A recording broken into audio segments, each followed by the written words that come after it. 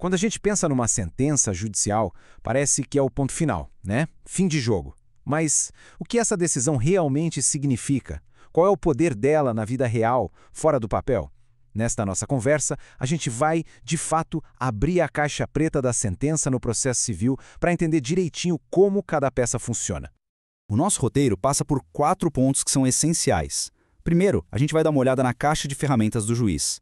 Depois, vamos entender a diferença entre decisões que já vêm prontas para uso e aquelas que precisam de um empurrãozinho. Na sequência, a gente mergulha no poder da coisa julgada, da finalidade. E, por fim, vamos ver o que acontece quando uma decisão, por algum motivo, falha.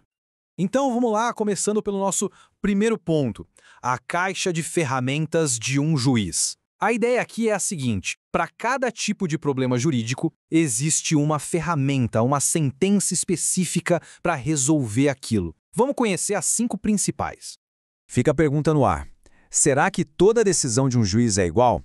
A resposta, assim, bem direta é: de jeito nenhum. E as diferenças entre elas são não só interessantes, mas principalmente muito importantes na prática. Pois é, não são mesmo.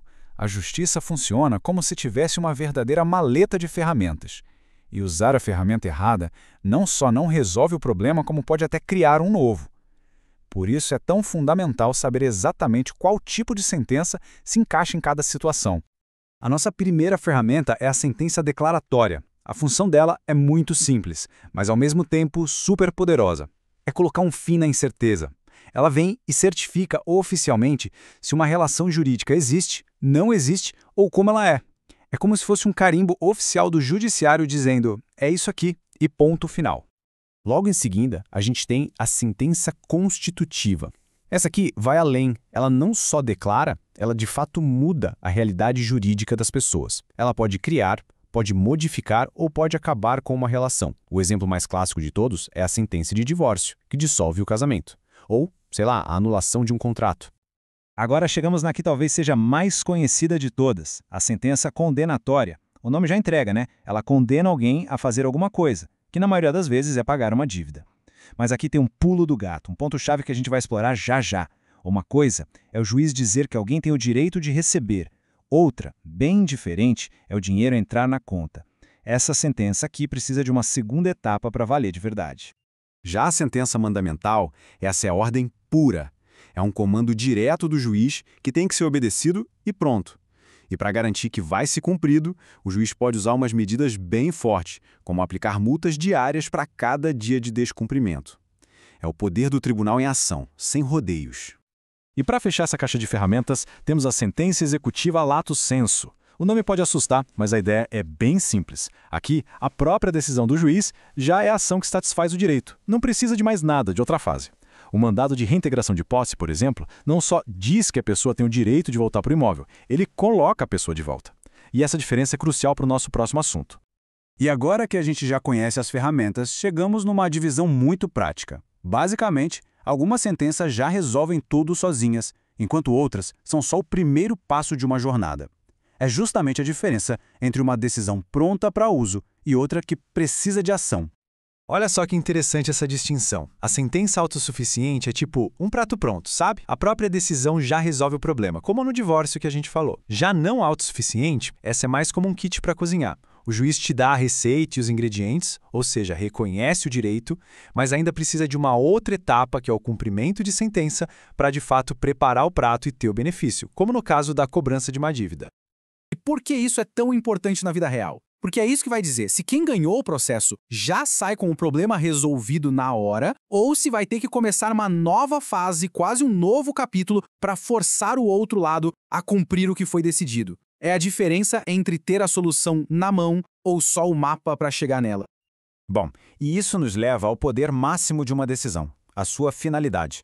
Agora a gente vai entender o que é a famosa coisa julgada, aquele momento em que a decisão vira lei entre as partes. E vamos ver que até esse poder todo tem seus limites.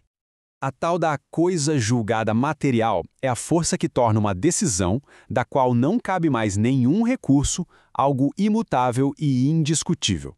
É a garantia da segurança jurídica.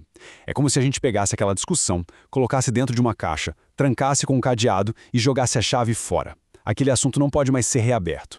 E isso não é só uma ideia, não. Está lá, escrito na lei. O artigo 502 do Código de Processo Civil define exatamente isso. É um mecanismo que o direito criou para trazer estabilidade, para garantir que as brigas tenham um fim.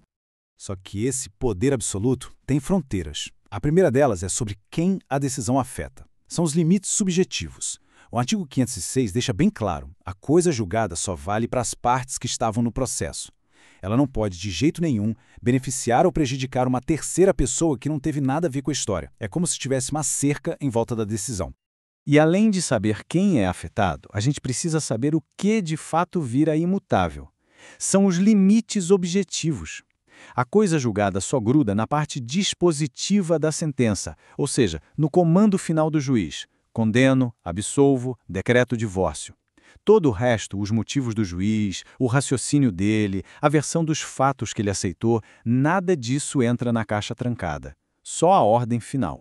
Para a gente fechar, vamos analisar um cenário bem delicado. O que acontece quando uma decisão judicial importante simplesmente falha porque alguém que era essencial para o processo ficou de fora? A pergunta é bem direta. E se as pessoas certas não estiverem no processo? No juridiquês, a gente chama isso de ausência de um litisconsorte necessário, que é basicamente uma parte que, por lei, tinha a obrigação de estar ali para a decisão ser válida. E as consequências de esquecer alguém são bem graves e o artigo 115 explica as duas possibilidades. Se a decisão tinha que ser igualzinha para todo mundo, a falta de uma pessoa torna a sentença nula, ou seja, inválida para todo mundo. É como se não existisse. Agora, se a decisão podia ser diferente para cada um, ela se torna ineficaz só para aquela pessoa que ficou de fora. Para os outros, ela continua valendo. E com tudo isso, fica uma provocação final. Será que uma decisão que transitou em julgado é mesmo tão absoluta assim? Essa pergunta abre a porta para um debate gigantesco sobre a relativização da coisa julgada. Será que, em casos de uma injustiça absurda, gritante, não seria possível rever essa decisão que, em tese, é imutável? Fica aí essa tensão entre a segurança que a lei precisa dar e a busca por uma justiça que seja realmente perfeita. Um pensamento para a gente levar.